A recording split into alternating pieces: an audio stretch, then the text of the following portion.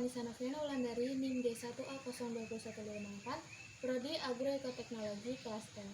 Di sini saya akan melakukan presentasi salah satu fungsi manajemen, yakni fungsi pengawasan atau controlling, guna memenuhi tugas mata kuliah dasar-dasar manajemen yang diampu oleh Dr. Insinyur Ira Wahyuni MP.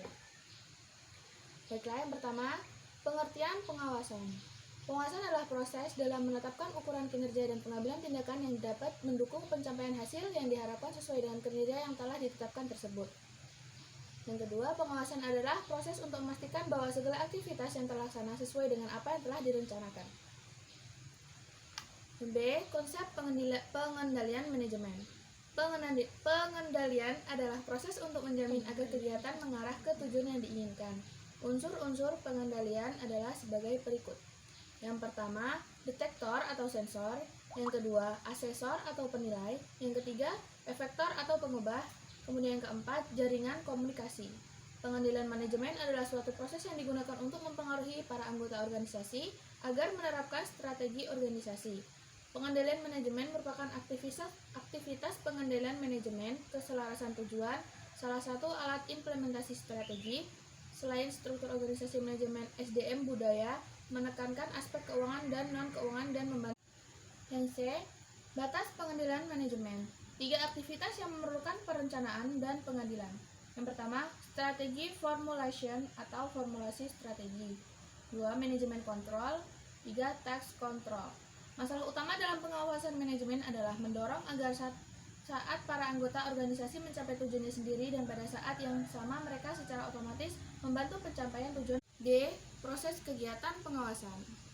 Proses awal, feed forward controls, memastikan bahwa petunjuk yang jelas dan faktor input yang ditetapkan telah tersedia. C. Proses Yang kedua, bagian proses, consumer controls, memastikan bahwa segala proses dan perangkat penunjang berjalan sebagaimana mestinya.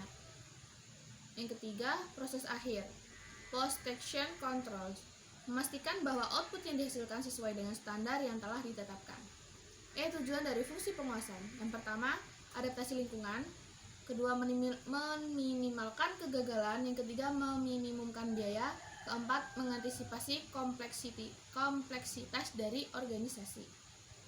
Beberapa gejala yang perlu memerlukan pengawasan. Contohnya, 1. Terjadi penurunan pendapat atau profit, namun tidak begitu jelas faktor penyebabnya. Kedua, berkurangnya kas perusahaan. Yang ketiga, banyaknya pegawai atau pekerja menganggur, dan berbagai hal yang dapat merugikan perusahaan. F. Mempertahankan atau memelihara fungsi pengawasan. Yang pertama, sistem pengawasan tradisional atau traditional control system. Yang kedua, sistem pengawasan yang berdasarkan commitment based control system. Sekian, terima kasih. Wassalamualaikum warahmatullahi wabarakatuh.